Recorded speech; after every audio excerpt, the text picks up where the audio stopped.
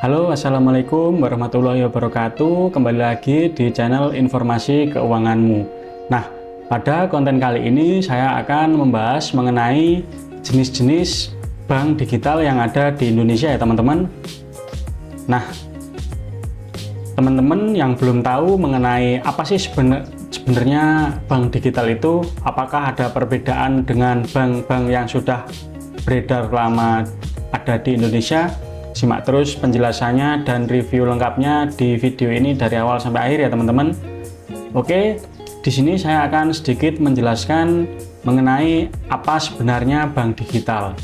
Nah, bank digital sendiri adalah institusi penyedia layanan keuangan yang mirip seperti bank pada umumnya ya teman-teman. Namun perbedaannya adalah bank digital ini sepenuhnya dijalankan melalui digital sesuai dengan namanya, dengan sedikit cabang atau tanpa adanya cabang sedikit pun. Jadi bisa dibilang lebih praktis, kalian bisa mendaftar, mengambil uang semuanya lewat smartphone kalian yang berbasis digital. Nah, selanjutnya apa saja sih bank digital yang ada di Indonesia yang akan saya bahas? Oke, yang pertama ada bank digital dari Bank Jago.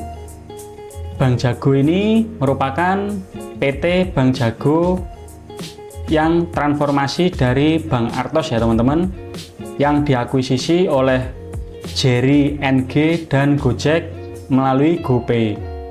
Dikenal sebagai pionir bank digital modern di Indonesia.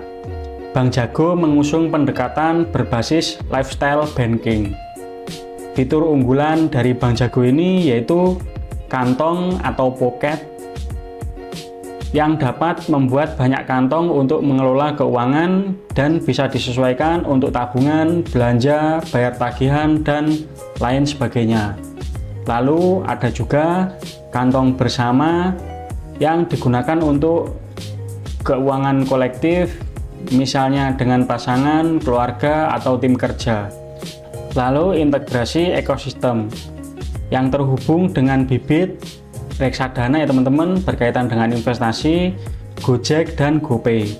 Kelebihan menggunakan bank digital dari Bank Jago ini, UI atau UX sangat modern dan mudah dipahami. Lalu cocok untuk pengguna yang ingin financial planning personal ya. Lalu juga bunga tabungan hingga 5% per tahun dengan menggunakan akun Jago Syariah ya teman-teman. Dan transfer antar bank dan e-walletnya gratis. Tentu ada kekurangan, juga pasti ada kelebihan ya teman-teman. Kekurangan menggunakan Bank Jago ini tidak adanya kartu debit fisik ya teman-teman, selayaknya seperti ATM. Lalu tidak semua fitur bisa digunakan oleh pengguna yang kurang familiar dengan teknologi.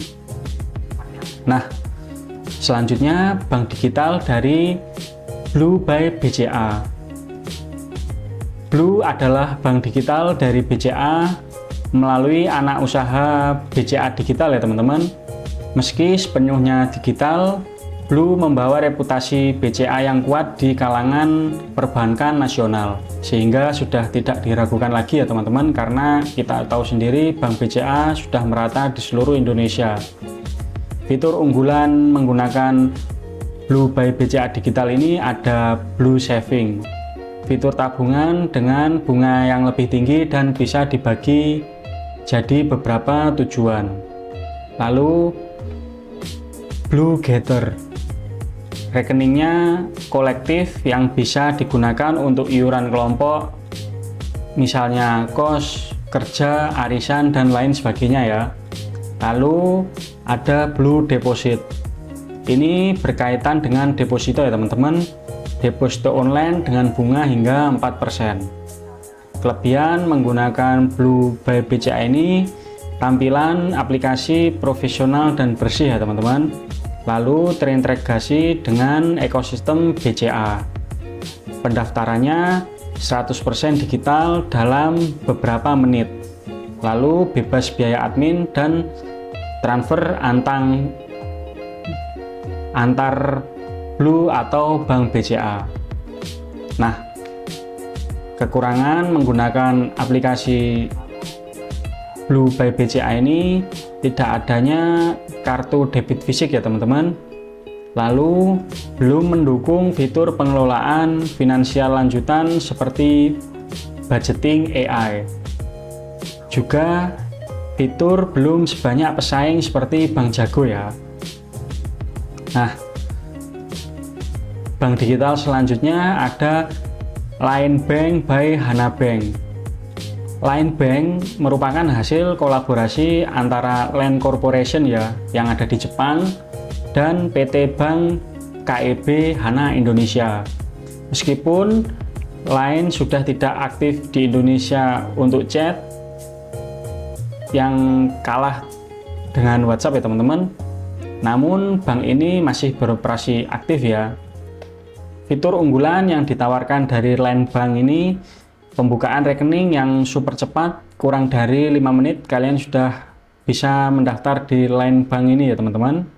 Lalu kartu debit fisik bisa dikirim gratis di rumah. Jadi ini ada kartu debit fisiknya ya. Lalu terhubung dengan aplikasi Line di luar negeri ya. Kelebihan menggunakan Line Bank ini, UI atau UX-nya lebih simpel dan modern, cocok untuk pengguna muda. Dan promo cashback, diskon dari merchant rekanan ya, itu banyak. Lalu bebas biaya admin dan transfer antar bank. Kekurangan menggunakan Line Bank ini, belum tersedianya fitur investasi atau tabungan berjangka. Dan kekurangan selanjutnya masih sangat dasar untuk kategori bank digital. Dan koneksi Line di Indonesia tidak lagi begitu dominan ya teman-teman. Nah, saya lanjutkan untuk bank digital selanjutnya ada dari Neobank. Bank Neo Commerce ya. Neobank adalah hasil transformasi dari Bank Yuda Bakti yang diakuisisi oleh fintech Akulaku ya teman-teman. Akulaku sendiri merupakan fintech penyedia pinjaman uang online yang ada di Indonesia ya, dan cukup banyak digunakan oleh orang-orang. Fokusnya adalah tabungan digital dengan bunga tinggi dan pengalaman game fit. Fitur unggulan ada Neo Now. Fitur unggulan ada Neo Now. Tabungan harian dengan bunga 6% per tahun. Lalu deposito digital dengan tenor yang fleksibel ya. Ada juga program referral dengan bonus tunai langsung. Lalu fitur unggulan yang selanjutnya ada chatbot ya teman-teman. Ini bisa ready selama 24 jam ya, dengan komunitas pengguna yang aktif. Kelebihan menggunakan Neobank ini, suku bunga digital paling tinggi di pasar bank digital ya, dan banyak program reward, event, dan cashback. Dan yang pasti tersedia kartu debit virtual dan fisik ya teman-teman. Nah, kekurangan dari Neobank ini, UI terlalu ramai dan kurang intuitif ya.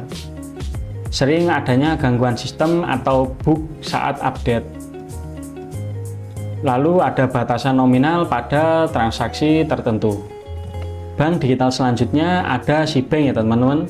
Nah, Sibank ini sudah tidak asing lagi bagi kalian yang sering belanja online di Shopee ya teman-teman, karena Sibank merupakan bagian dari Group pemilik Shopee dan Garena. Berfokus pada pengguna e-commerce, Sibank menawarkan integrasi langsung dengan Shopee. Fitur unggulannya, bunga tabungan hingga 6% per tahun dihitung harian ya. Pembayaran langsung untuk belanja di Shopee, dan bebas biaya admin transfer ke semua bank. Kelebihan menggunakan Sibank adalah proses daftar sangat mudah bagi pengguna Shopee ya teman-teman. Lalu bunganya tinggi tanpa syarat saldo minimum. Cocok untuk pengguna yang memisahkan dana belanja ya teman-teman. Kekurangannya, dari bank digital Shbank ini tidak adanya fitur budgeting atau kantong. Desain aplikasi sangat sederhana, terkesan terlalu minimalis ya. Lalu belum tersedianya investasi atau deposito. Nah, bank digital yang terakhir ada TMRW dari UOB. TMRW adalah bank digital dari UOB, United Overseas Bank. Pertama kali diluncurkan di Thailand dan kemudian masuk ke Indonesia ya. Target utamanya adalah pengguna muda yang mereka suka merencanakan keuangan. Fitur keunggulannya adalah tabungan otomatis berdasarkan target. Lalu ada TMRW Planner, rangkuman transaksi dan analisis pengeluaran sistem bulanan. Lalu ada AI Based Recommendation, saran personal berdasarkan pola transaksi. Kelebihannya fokus pada perencanaan keuangan dan edukasi finansial. UI sangat futuristik dan menyenangkan digunakan. Cocok untuk pengguna yang ingin kontrol penuh atas keuangan. Dan kekurangan menggunakan TMRW by UOB ini, pendaftaran tidak semudah bank digital lain ya teman-teman. Dari semua yang saya sebutkan ini termasuk yang paling agak rumit ya, dan masih terbatas dari cakupan regionalnya ya, tidak bisa menyeluruh Mas Yan. Kartu fisik butuh waktu yang lama untuk sampai. Nah, itu tadi ya teman-teman 6 bank digital yang ada di Indonesia. Lalu saya juga akan menampilkan tabel perbandingan fitur bank digital. Dari itu semua yang bisa kalian lihat sendiri ya teman-teman, untuk perbandingan kelebihan dari masing-masing bank digital yang ada di Indonesia. Baik, kesimpulannya bank digital mana yang paling cocok bisa kalian lihat dari tabel yang saya sebutkan itu tadi ya teman-teman, dan kalian bisa menyesuaikan sendiri sekiranya mana yang paling cocok untuk kalian gunakan dalam mengelola keuangan sehari-hari. Oke, cukup sekian dulu mengenai pembahasan review bank digital kali ini. Semoga video ini bermanfaat. Klik like apabila kalian menyukai video ini dan share ke teman-teman kalian apabila dirasa video ini bermanfaat, dan sampai jumpa pada konten saya selanjutnya. Wassalamualaikum warahmatullahi wabarakatuh.